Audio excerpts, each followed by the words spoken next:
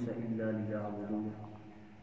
اور فرماتا کہ ہمارے انسان اور جن کو بنانے کا مقصد کوئی اور نہیں الا لیعبدون، ہم نے انہیں اپنی عبادت کے لیے پیدا کیا.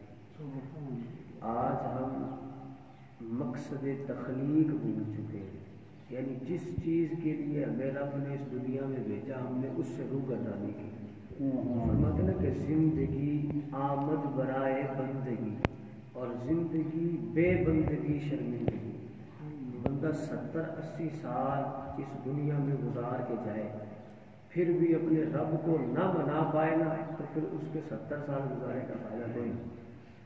وہ کہتے ہیں کہ کوئی بن گیا رونق پکھیاں دی، کوئی چھڑ کے شیش محل چلیا، کوئی بھول گیا مقصد آمن دا. یہ ہمارے حالات ہیں. کوئی بھول گیا مقصد آمن دا، کوئی کر کے مقصد حل چلیا.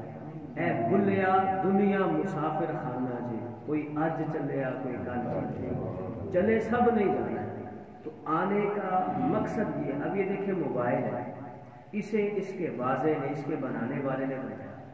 جب یہ ابتدا میں بنا تھا تو اس کا فنکشن یہ تھا، یہ کال آپس میں رابطہ کانٹیکٹ کرواتا تھا، آپس میں لوگوں کے رابطے کرواتا تھا. جیسے جیسے دور بڑھتا گیا جدید دور آتا گیا، اب اس چھوٹی سی چپ کے اندر پوری دنیا ہے، سارے معاملات ہیں، ہر طرح کے فنکشن اس میں ہیں. لیکن اس کو جس کے لیے بنایا تھا پہلا کام کال کرنے کے لیے، اب بھی اگر اس کے اوپر کال آ جائے یعنی جو اس کا مقصد تخلیق تھا تو جو یوز کرتے ہیں وہ جانتے ہیں یہ سارے کام چھوڑ دیتا ہے.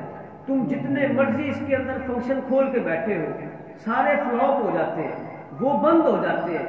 یہ سب سے پہلے اپنے مقصد کو پورا کرتا ہے، یعنی جسے ابتداء وضع کیا گیا یہ کال سنے گا، کال سنوائے گا. جب تک کال چلتی رہے گی اس کے اوپر دوسرا کوئی کام نہیں کر سکتے. تو بھی یعنی اسی طرح انسان کو رب نے عبادت کے لیے پیدا کیا تھا، لیکن آج ہم نے بقیہ چیزوں کو تو اپنا لیا، لیکن جس مقصد کے لیے ہم پیدا کیے گئے تھے، جس کے لیے ہمیں اس دنیا میں بھیجا گیا تھا، ہم نے اس مقصد کو یکسر نظر انداز کر دیا. تو ہمیں اس مقصد کی طرف آنے کی ضرورت ہے. اسی سلسلے کے لیے ہم نے، اور مقصد عبادت کا مغز جو ہے وہ دو چیزیں ہیں. دنیا کے اندر عبادت کا مغز دو چیزیں ہیں، ایک قرآن اور دوسرا صاحب قرآن. قرآن پڑھنے سے عبادت کا ثواب ملتا ہے اور عبادت میں مزہ تب آتا ہے جب صاحب قرآن کے ساتھ. تو ہمارا جو سلسلہ چل رہا ہے، ہم سجدہ کی تسبیحات تک پہنچے تھے کل. آگے لفظ ہم جب قاعدہ میں بیٹھتے تو اسے ہم اکثر طور پہ کہتے ہیں تشہد. تو لفظ تشہد نہیں ہوتا، لفظ تشہد ہوتا ہے. تشہد باب تفاعل کی مصدر ہے، لفظ تشہد ہوتا ہے. تو آگے ہم بزرگ حضرات جیسے پڑھتے ہیں التحیات، تو لفظ التحیات نہیں ہوتا، التحیات، حیات ہا کے کسرہ کے ساتھ اور یا کی تشدید کے ساتھ. التحیات لفظ کوئی تلفظ نہیں ہے، یہ درست نہیں ہے. التحیات للہ والصلوات والطیبات السلام علیک ایھا النبی ورحمۃ اللہ وبرکاتہ. پھر آگے ہم لفظ پڑھتے ہیں السلام علینا.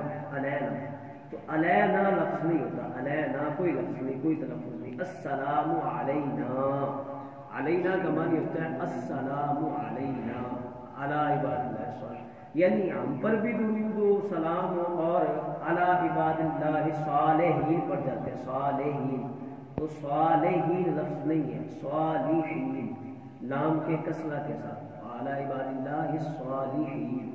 اشہد ان لا الہ الا اللہ واشہد ان، ادھر ہم فرق نہیں کر پاتے. واشہد ان محمد اکثر حضرات پڑھ جاتے ہیں، اگر رسول اللہ پڑھ جاتے ہیں عبدہ ورسولہ یہ تو ٹھیک ہے. اشہد جب بھی لفظ ان آ جائے گا محمد کے پچھلی طرف تو وہاں پر لفظ محمد کبھی نہیں پڑھا جائے گا، ہمیشہ محمدن پڑھا جائے گا.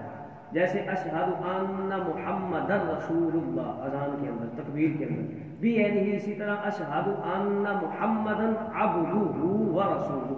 اشہد ان، یہ ہم اکثر حضرات غلط پڑھ جاتے ہیں، اشہد ان محمدن پڑھ جاتے ہیں، رسول اللہ پڑھ جاتے ہیں.